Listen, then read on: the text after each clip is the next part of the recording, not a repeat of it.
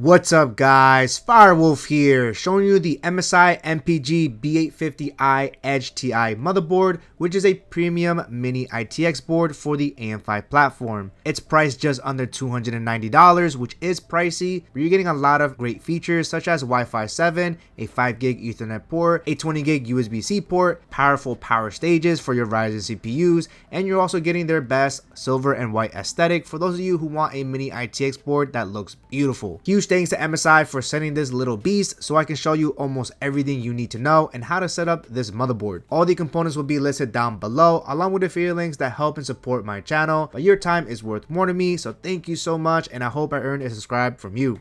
So let's go ahead and unbox the MSI MPG B850i Edge TI Wi-Fi, and it comes in this really nice looking packaging over here. And right in the back we have all the nice features of this motherboard here. For me, the standout features are going to be the dual M.2 connectors, so you can put two NVMe SSDs.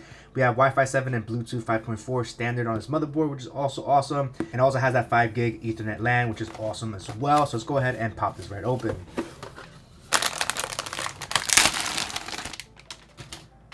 Alright, there we have it guys, the MSI MPG Edge TI Wi-Fi Mini-ITX. I gotta say, I'm loving the design of this motherboard. You can see on the left side we have the MSI Dragon logo right over here.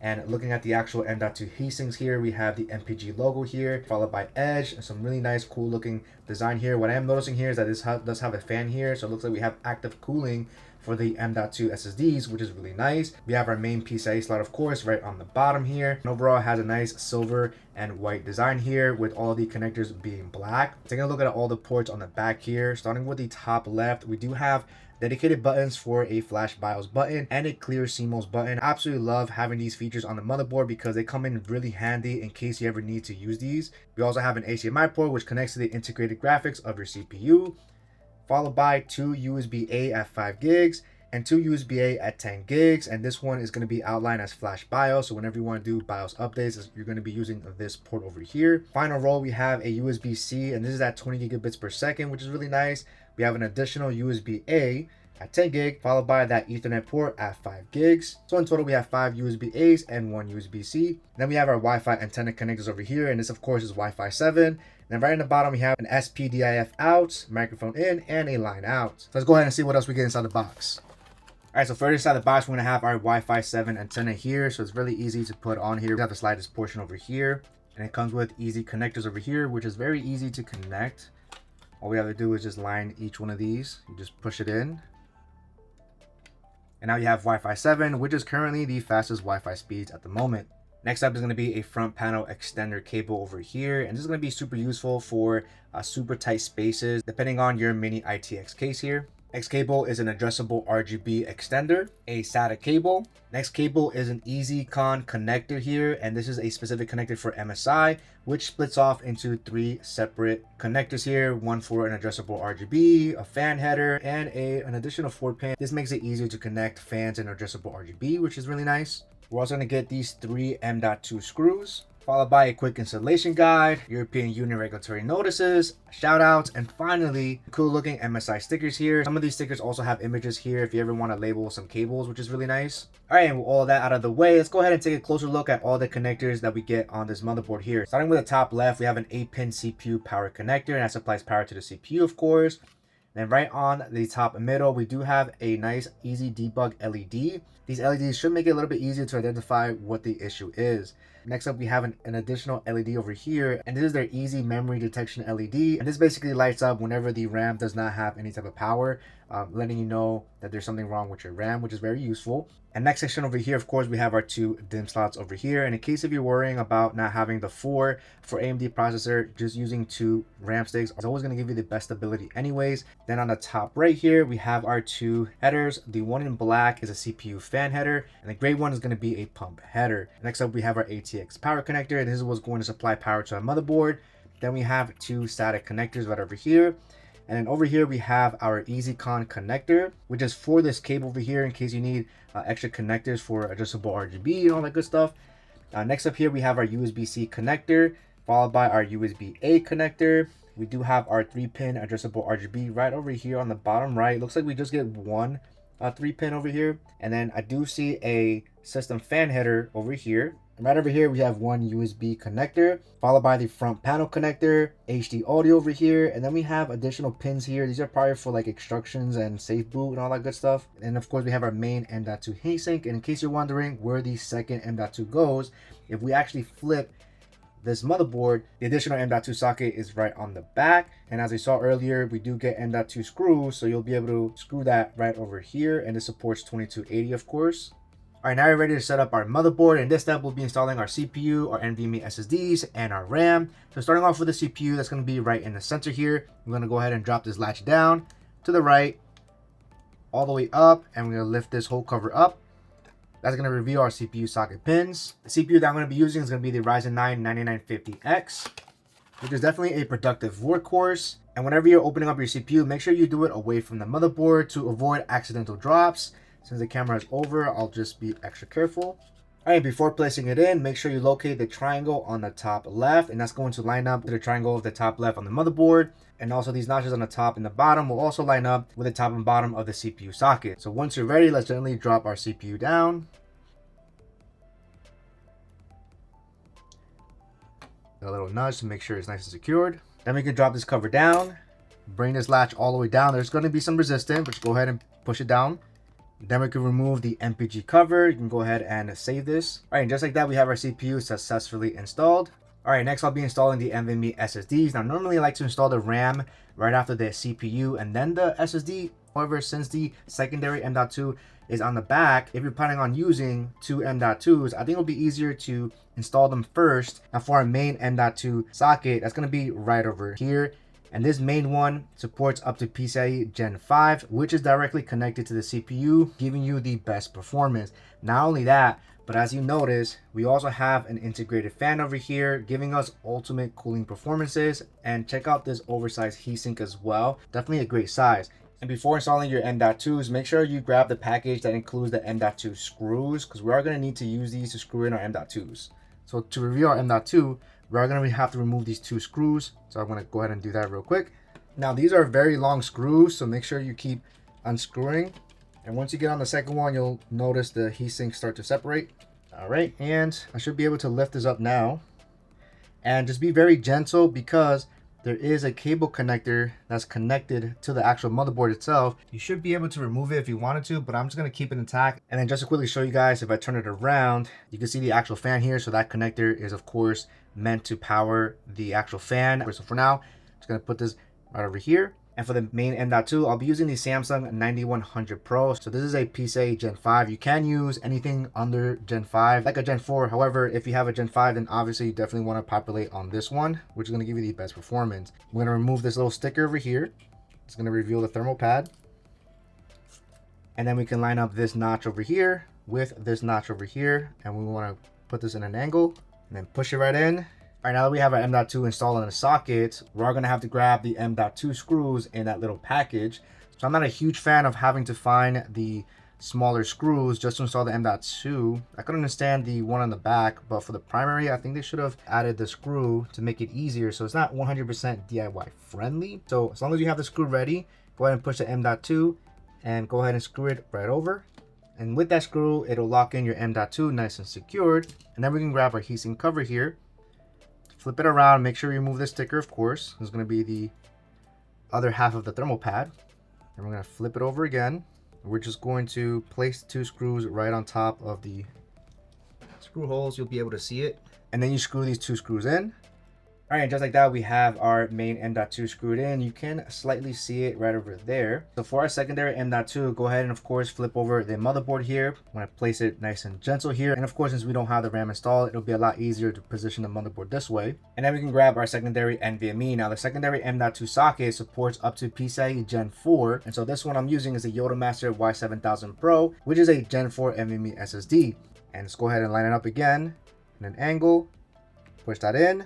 And then we are going to need to grab our M.2 screw, go ahead and push the SSD down, and we can go ahead and now screw it in. All right, and just like that, we have our secondary NVMe installed here. And just keep in mind, this is Gen 4, and this is actually connected directly to the a B850 chipset. So it does introduce a little bit of latency here, so you're not going to get the best performance. And so keep in mind that your main M.2 is directly connected to the CPU. All right, last thing we're installing on our motherboard is our RAM. I'll be using the G.Skill Trident Z5 Royal Neo RGB, which is absolutely beautiful, and I think it goes really well with the silver color scheme of this motherboard. So to start off, we have two latches on the top here that we do have to bring down. Since we're using two, we'll be bringing down both of these. If you're just going to be using one, you want to populate the left RAM stick, which is labeled A2. Now, there are no additional latches on the bottom, it's just on the top. Next up, we're going to grab our RAM stick, and we want to make sure we line up the notch of our RAM with that silver line. And as you see, it does not match, so I do have to flip it over. And now that matches perfectly, so we're going to position this first on the left side. I'm going to drop it right on top. Since there's no latch on the bottom, you'll notice that the top is synced in. So go ahead and push this down a little bit, and now it'll line up. Next thing, we want to apply pressure to lock it in. I like to start from the top and then the bottom, and that's it. And now we have our first one installed. Next, we're going to grab our second one. Make sure we, of course, line up the silver. Position it on top. Bring this one down a little bit, and then apply pressure. 1 and 2 clicks. And just like that, we have our RAM successfully installed. And I gotta say, the Royal Neo RGB looks beautiful on this motherboard. All right, and the last thing to set up on your motherboard is going to completely depend on what type of cooler you're going to be using on this motherboard. This being a Mini-ITX, there's a high chance you'll be using a CPU air cooler, which might use these original brackets.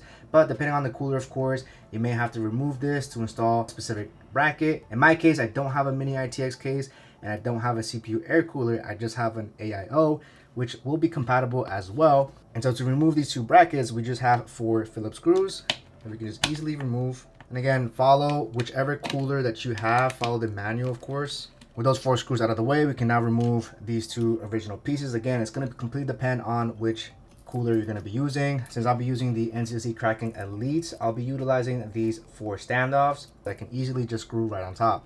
All right, now my motherboard is fully prepared. Now we're ready to install it on a case. All right, now we're ready to install the motherboard on our case. Now, of course, this B850i HTI is most suitable for smaller form factor PC cases. The case that I'm going to be using here is the Lian Li Vision Compact case. So it's an ATX sized case, which is definitely overkill for a motherboard like this. So for the purpose of showcasing this motherboard and all of its features, I'm just going to install it with whatever case I have here. And this is the one that I currently have right now. So apologies if I don't have a Mini-ITX or a smaller case to get a better idea of how this would fit. So hopefully this will still be useful for you in case you ever want to install it on a case. So I like to take my opposite hand into the IO opening of the case and kind of like use that to guide. So I'm going to gently place it all the way down and start to line it up on the top left. And you can kind of see the difference in size, of course. Next up, you want to locate your motherboard screws, and it'll take a total of 4, and that's going to be on each of the corners. Here is the final screw on the top left. All right, now we have it nice and locked in. Now we're ready to connect everything that we need to connect. So whether you're using a small form factor case, you're gonna need these cables anyways. So starting off with the top left, of course, is gonna be our CPU power connector. And that's only gonna take one 8-pin CPU connector. And that's gonna be, of course, on the top left. We're just gonna quickly connect that. All right, and the next connector we're going to tackle is going to be on the top right, and this is going to depend on whether you're going to be using a CPU air fan cooler or an AIO. Remember, the black one is for a CPU fan cooler, and one on the right is a pump header for an AIO. Since I'm going to be using the NZXT Kraken Elite, it utilizes a 3-pin pump header, and we're going to connect that right over here. We want to make sure we line up the open tab. All right, it's going to be for your AIO. Moving down, the next connector we have is our ATX power connector, and it looks like it takes all 24 pins. I'll be using the Lian Li wireless streamer extension cable, so we're just going to connect that right in. Hear that nice and clicked. All right, and the next connector, depending on which case you have, your case might support USB-C, and so that connector is going to look just like this, and that's going to be connected right over here. So I'm going to go ahead and connect that real quick. All right, USB-C is connected. All right, next connector is going to be our USB-A connector here. Most cases will definitely have this as long as it has USB-A, of course.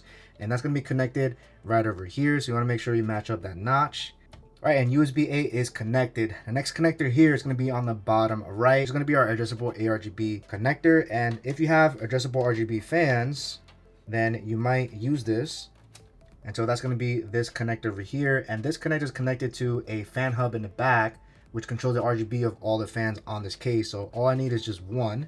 So this ends up being perfect. All right, so we have the adjustable RGB connected. Next connector is going to be power on any additional fans. This 4-pin PWM connector also connects to a fan hub on the back, which sends RPS signals to all of these fans. And so that's going to go right over here, right next to the heatsink. I want to make sure you match up that tab, of course. All right, now for future notes here, it could be difficult to connect this fan header because the wire that connects the fan of the M.2 heatsink might collide. So just keep that in mind. You may have to move this cable, maybe remove the heatsink. All right, next connector that we have here is a USB connector. That's going to be right over here, right underneath the heatsink. Pass this wire over here. Goes right next to the PCIe slot cover. I'm gonna remove this to make it a little bit cleaner. All right, so we got USB. All right, and our next connector is going to be our front panel connector, and that's going to be connected right over here, right next to the USB. I have just enough length, which is perfect, so I'll be putting it right here.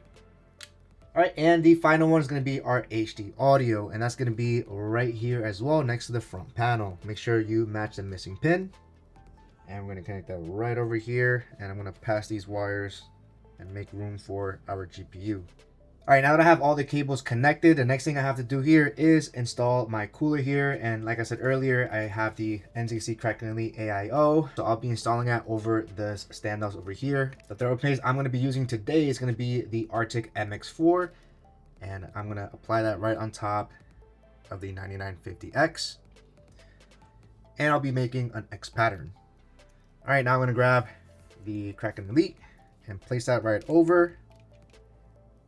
And then using the 4 included screws from my AIO, I'm going to go ahead and screw all 4 in. All right, I got the AIO nice and secure. It's definitely overkill, but as you can see, even large AIOs are fully compatible, which is awesome. All right, and the final thing here is to install our graphics card, and the GPU that I'll be using is going to be the MSI Gaming Trio 5060 Ti, 16 gig in this beautiful white color, which I think will look great on this motherboard. And so, of course, the graphics card is going to go right on this express slot over here. You only get the one, and make sure, of course, you remove all the slot covers. So it's going to take the top slot. Want to make sure we line up this notch with that notch right over there. Go ahead and push it right in. So now all I'm going to do now is just screw in the GPU. All right, and the final thing is to, of course, connect the power connector for the GPU. All right, now we're ready to lift up the PC and fire it up. All right, now that we have our PC up, let's take a closer look at the motherboard here installed on this case. Now, once again, this Lian Vision Compact case is definitely oversized for this Mini-ITX board. As you can see here, we have a whole ton of space on the bottom there where an ATX motherboard would normally fill up. So this Mini-ITX board is definitely more optimal for those small form factor cases. Now, I currently have the power set to standby, so there's no other type of indicators here. So we're just going to fire it up real quick and hit the power button to see if everything powers on. All right, we have full power. Looks like everything is turning on. Kraken Elite is turned on as well. It's currently upside down, but we can fix that once we're in. GPU is lighting up. RAM lights are also lighting up. And you can actually see the LEDs on top. And these will power on depending on the stage of your motherboard. And so if it ever gets stuck, you'll be able to kind of know exactly where you have the issue. And if I zoom in closely here, I also am noticing that the fan is revving up on the M.2 heatsink, which is pretty cool. And I have it, of course, connected to a 32-inch OLED monitor, and we'll see how long it takes. Generally, this could take up to like 10-15 minutes, so just give that some time while it goes through its boot phases. You'll see the LEDs are, changing as the motherboard is configuring everything. All right, so now you should get this message here, which detects all of that good stuff. And then we have the MSI MPG logo over here, and that's a good sign that everything is working. Now I currently have Windows already installed on the NVMe SSD. If this is your first time setting up, then as long as you have a Windows activation on the back of the motherboard, it should automatically jump into the Windows activation to install on your SSD. So far, everything is working as it should. All right, so after another minute, so you should get the MPG logo again. And because I have Windows installed, it should automatically boot into Windows. Yep, it definitely did. So it automatically booted into Windows. I did have a chance to jump into the BIOS right before, but it just went so quick. So let's go ahead and log back in. You are greeted to an MSI driver utility installer. Now, if you don't want to see this at all, make sure you jump into the BIOS before. And so that means you would have to spam the delete key throughout the whole beginning process to get into the BIOS of the motherboard here. So for now, using the MSI driver utility installer will make it easier to install all of the necessary drivers, but you could also download them separately. So I understand that there are some that don't want to have this specific utility installer. The only software I do recommend if you want more control on your motherboard is the MSI Center alongside any of these drivers that you see here. Since I'm reusing my NVMe SSD, a lot of these are already installed. So I'm just gonna go ahead and quickly install MSI Center. Now that I have the MSI Center downloaded, the main components that I personally like to install is the Mystic Light, so we can control the RGB effects of all these adjustable RGB fans, as well as the RGB on this MSI graphics card. So if you have an MSI GPU with lighting, you want to definitely use Mystic Light. You could use third-party software as well. I personally like to just stick to the motherboard software. And finally, if you want control of your fan speeds and curves within the MSI Center, you can also download the Cooling Wizard. All right, now that we have Mystic Light installed, this is what's responsible for controlling all the RGB elements that are connected to your motherboard or for devices that have that ARGB signal. So right over here on top, we have the motherboard, as well as any other devices that are also recognized. You can see it recognizes the GPU. So you can individually control the RGB of each of these devices, or you can link them all together, which is what I'm personally going to do. I'm just going to quickly sync everything on, and I'm going to click on a steady color. Again, you have multiple effects depending on which device you're using. So I'm going to click on set steady, and I'm going to just make everything white to make it very easy. I'm going to hit apply. So everything should change to white. You'll see everything blacked out, and now everything is turned to white. You can literally customize that however you want to. All right, now that we have all the colors synced up, the next thing here, if you want control of your fan curves within the motherboard software, you can use the Cooling Wizard.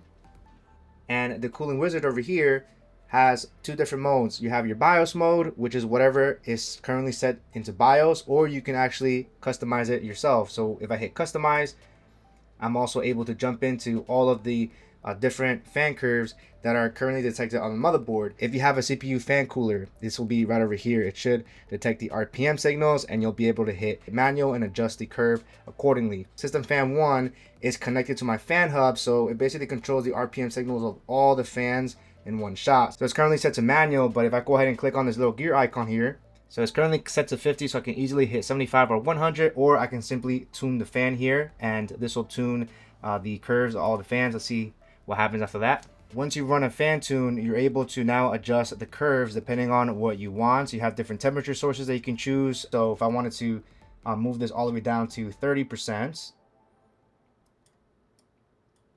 I like to run my fan curves very low. And then I can hit save.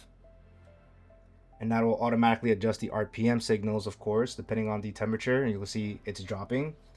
So now that we have that, the last thing here is we have chipset fan over here, and chipset fan, I believe, is actually for the RPM signals of the fan that's on top of the M.2 SSD, which is pretty cool. And this one is just set to smart. I don't think we can set it to manual.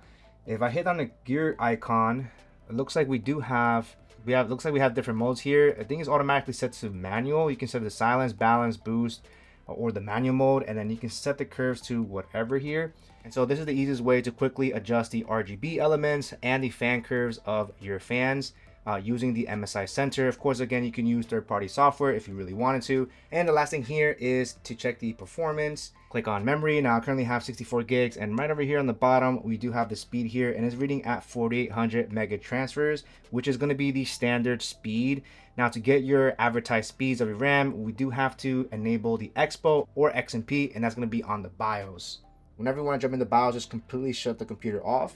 All right, once your PC is off, go ahead and power it on. You want to, of course, make sure you have a keyboard connected, and you want to basically spam the delete key. And the reason you want to do that, of course, is because sometimes the BIOS shows up so fast and you might end up missing it. So as long as you're spamming the delete key, you should eventually hit the BIOS. All right, So there we go. Now MSI uses their new Click BIOS X, which makes things very easy and convenient. Now starting from the top left, we have two different modes. We have easy mode and advanced. By default, it is under easy mode, giving you most of the stuff up front, making it easier, of course, to see.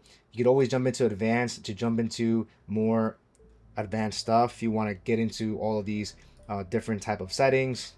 But let's go ahead and jump back to easy mode. If you have an X3D chip, you'll notice a little game boost option over here that you could enable if you wanted to. NPU if your CPU supports it. And right over here under memory here, this is the easiest way to enable Expo or XMP. All I have to do is click on this over here and it'll automatically switch to the Expo 1 profile. I can go ahead and click on this little I button and this will automatically load the Expo profiles or XMP profiles that are listed on the RAM. You can see that this one says DDR5 6000 30 36 36 96, and that is the current timings for the Royal Neo RGBs that I currently have. So now that Expo is enabled, I only recommend enabling Expo once you jump in and boot into Windows first to make sure everything's working. Then you can select your Expo, because just in case Expo does not work, you can always go back and turn it off just in case you have any type of issues. The next thing to the right here, we have our information over here. We of course have the motherboard title. We do have the BIOS version as well, the actual build date over here, and it tells us the system temperature. On the right side, we have more details of all of our components. We have our CPU over here, our RAM, our storage, whichever one is detected, and our fan profiles on the bottom right. And right over here, you'll see a little gear icon. You can easily go into the fan curve selector here, and all of the fans that are currently connected, you'll see they're spinning. I personally like using the MSI Center though, so that's completely up to you. Moving on to the left here, we have easy on and off. You can quickly turn on or off any of these over here. And over here we have an easy config. You can easily enable things like the precision boost overdrive. You have different memory profiles that you can quickly try. X3D gaming mode if you have an X3D chip, and this is where you can actually prevent the MSI driver utility installer. By default, it is set to enable, so unless if you jump into the BIOS before you even install Windows or jump into the Windows, you want to make sure you hit disabled if you don't want that. And then again, the advanced is going to be very self-explanatory. It is super advanced, so if you want to get into the nitty-gritty, then that's there for you to explore. The next thing here on the top right, we have M-Flash, which is another easy way to update the BIOS. Of course, we also have that BIOS flashback button on the back of the motherboard as well, if you want to just click on the button and update it yourself. Now, once you're done making any type of changes, you can go ahead and click on exit here, and it'll pop up all of the adjustments that you actually made. The only adjustments that I personally made is just enable Expo, so I can get the 6000 mega transfer. So I'm going to hit yes.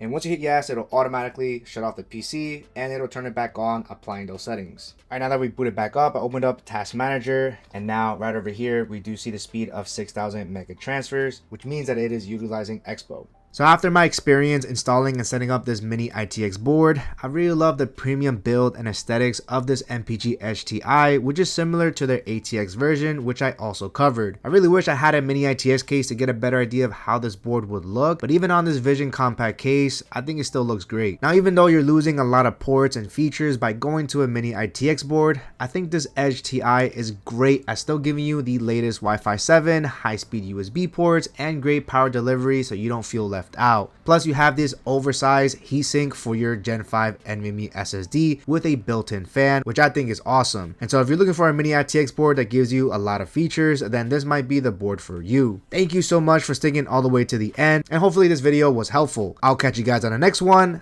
Firewolf out.